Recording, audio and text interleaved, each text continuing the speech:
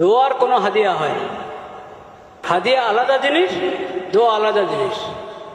এই ভুল আমরা অনেকেই করি। হুজুর দোয়া করেন, সাথে একটা নোট ধরায় দিব আপনাকে। হাদিয়া দেওয়ারও নিয়ম জানে না, দোয়া চাওয়ার নিয়ম জানে না। হাদিয়া দেওয়ার নিয়মও জানে না, দোয়া চাওয়ার নিয়মও জানে না। দোয়া চাওয়ার নিয়ম কি? এক নম্বর তো আমি নিজে দোয়া করব, নিজের জন্য নিজে দোয়া করব, নিজের পরিবারের জন্য, সন্তানের জন্য আল্লাহর কাছে নিজে হাত উঠাবো, কান্না করব, দোয়া করব। এক নম্বরে নিজের দোয়া, এবং দোয়া অনুযায়ী নিজের জিন্দেগি পরিচালনা। মুসিবতে পড়লাম, হাত উঠে দোয়া করলাম, কিন্তু আল্লাহর বিধান মানি না। আল্লাহ তো দোয়ার বিধান দেওয়ার সময় বলেছেন, ওয়াইদা সাআলাকা ইবাদি আন্নী ফাইন্নী করিব উজিবু দাওয়াতাদ দাঈ ইযা দাআন ফালিয়াস্তাজিবু লি ওয়ালিয়ুমিনু বি লাআল্লাহুম ইয়ারশুদুন। আমি তোমাদের দোয়া সাড়া দিব, তোমাদের দোয়া কবুল করব, তোমরাও আমার ডাকে সাড়া দাও।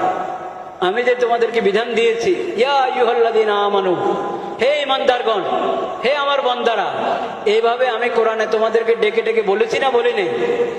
বলেছি। এই আমল করো এবং এই পাপ ছাড়ো, তোমরা আমার ডাকে সাড়া দাও। আমরাই খালি আল্লাহকে দোয়া করব আর আল্লাহ আমাদের দোয়া শুনতে থাকবেন। আল্লাহর ডাকে আমাদের সাড়া দিতে হবে না, নাউজুবিল্লাহ। এই একতরফা কারবার চলে না। নিজের দোয়া নিজে করতে হবে এবং আল্লাহর ডাকে সাড়া দিতে হবে। 3 নম্বরে হলো আপনি কারো কাছে দোয়া চাইবেন, হুজুর আমার জন্য একটু দোয়া করেন, ভাই আমার জন্য একটু দোয়া করেন। আমাদের নবীজি সাল্লাল্লাহু আলাইহি ওয়াসাল্লাম দোয়া চেয়েছেন। ওমর রাদিয়াল্লাহু তাআলা উমরা যাচ্ছিলেন, সেই ঘটনা নবী সাল্লাল্লাহু আলাইহি ওয়াসাল্লাম বলেছেন, আমাকে তোমার দোয়া আমাকে স্মরণ রাখবে। এটা হলো দোয়ার বিষয়। হাদিয়া এটা সম্পূর্ণ আলাদা। হাদিয়া দিবেন, হাদিয়া মোহাব্বতের জন্য, ইকরাম হিসাবে দেওয়া হয় একজনকে, মোহাব্বতের দাবিতে। এটা সদকা না। সদকা আর হাদিয়া এক জিনিস না। সদকা আলাদা, হাদিয়া আলাদা।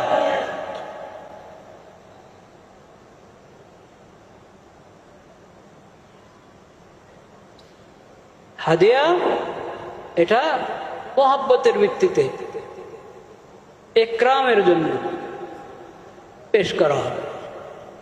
আপনি হাদিয়া দিয়ে মনে করছেন, যদি মনে করেন যে আমি করুণা করলাম, তার প্রতি দয়া করলাম, এটা কখনো হাদিয়া হলো না। ওটা তো সদকার ইয়েতেও পড়ে না। আমি দয়া করছি তার প্রতি, এহসান করছি।